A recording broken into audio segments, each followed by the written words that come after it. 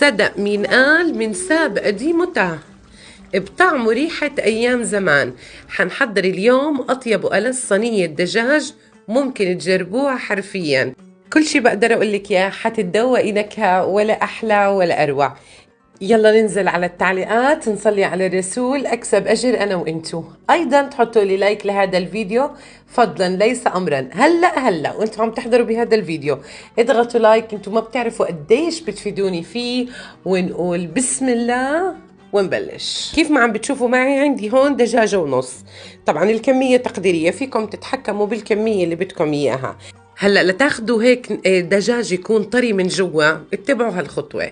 بحط الدجاج بطبق كبير وبحط عليه معلقة من الملح وبضيف شرحات من الليمون. بغمر الدجاج بمي من الحنفية. تمام، المفروض الدجاج عندي هون ينغمر. رح ضيف حب من الفلفل الأسود إذا كان موجود عندك، مش موجود فيك ترشي رشة بسيطة من الفلفل الأسود. بتركه منقوع من ساعة لليلة كاملة. لو عملتي هالخطوة قبل بليلة برضه بيمشي الحال، بيطلع معاكي الدجاج من جوا جوسي وبجنن.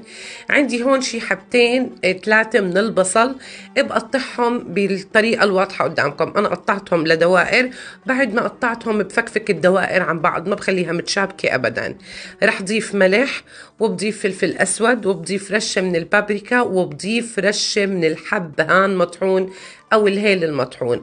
ما بضيف أي نوع بهارات تانية أبدا، أنا بدي النكهة تتركز معي فبكتفي بالملح والفلفل الأسود والبابريكا والحبهان مطحون. بفرك كل هاي المكونات مع بعض. وهون الدجاج عندي بعد ما انتقع بس بصفيه من المي، بشطفه شطفة سريعة، وبعد هيك بضيف عليه كل كمية البصل اللي قطعناها مع بعض. بفرك كل هاي المكونات مع بعض وما في مانع لو كان عندك وقت انك تتركيه منقوع بالبصل شي يعني من ساعة لأكتر بيمشي الحال.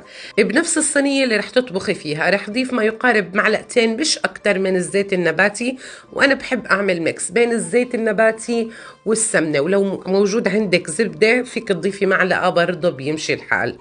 رح احط معلقتين من السمنة ومعلقتين من الزيت، ولو حبيتي تضيفي زبدة فبتحطي معلقة من السمنة ومعلقة من الزبدة. رح احط كليات كمية الدجاج بهذا الشكل وبشوحه على الوجهين، ما يقارب كل وجه بياخد معي دقيقتين مش اكتر. تمام، يعني يا دوبك بياخد لون اشقر خفيف، بعد هيك بشيله بحطه بطبق كيف ما عم بتشوفوا معي.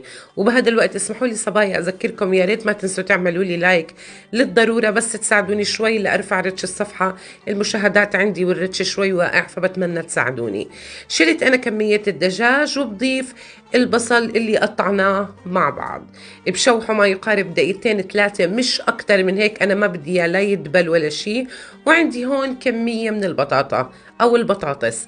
البطاطا هون عندنا كمية تقديرية، انت شوفي الكمية اللي انت بدك تعمليها. كيف ما قلت لكم ببداية الفيديو الكمية هون عندنا تقديرية. عندي هون مكعبات من الثوم، انا كنت عاملاها معاكم، فيكم تشوفوها عندي على الصفحة طريقة تفريز الثوم. اخذت قطعة ما يقارب 3-4 اسنان مش اكتر من هيك. بضيف فلفل رومي حلو اللي هو الفلفل الحلوة الخضراء، وفيكم تضيفوا الحراق برضه بيمشي الحال. رح ضيف مكعب مرقة الدجاج او بديل مرقة الدجاج الصحي، وبضيف رشة بسيطة من الفلفل الاسود، وبضبط الملح وبرجع الدجاج كيف ما عم بتشوفوا معي. كتير مهم عنا انه نشوح البطاطس والبصل والفلفله والثوم بنفس الزيت اللي حمصنا فيه الدجاج لحتى تاخدوا نكهه ولا اروع. لو جيتوا ضفتوني رح تطلع معاكم النكهه مثل المسلوق. عندي هون ما يقارب 4 حبات من البندوره، مقشرتهم وعصرتهم بيور مع كوب من المي ومعلقه كبيره من صلصه البندوره. بحط كل هاي المكونات فوق الدجاج كيف ما عم بتشوفوا، وبغطيه وبتركه نص ساعة على الغاز لحتى هيك الدجاج يدخل معي بمرحلة السوا. بعد هيك بكشف عنه وبدخله على الفرن بدون ما غطيه، وبحسب له بالضبط 40 دقيقة، وبطلعه بيكون معي صار جاهز بهذا الشكل. طبعا لما بيستوي معي الدجاج بحمره من فوق. حقيقي النكهة في مكان تاني. أول ما بتتذوقيها أول شي بيخطر على بالك شو هالنكهة اللي ما بترحم. من هون بنعرف انه الدجاج مستوي من الدبوس بفك لحاله. فيكم تقدموه جنب الرز بالشعرية، واكيد بتقدروا تقدموه جنب صحن فتوش وخيار باللبن. اوه بتشهي. بالهنا والشفاء مقدما، وباي باي.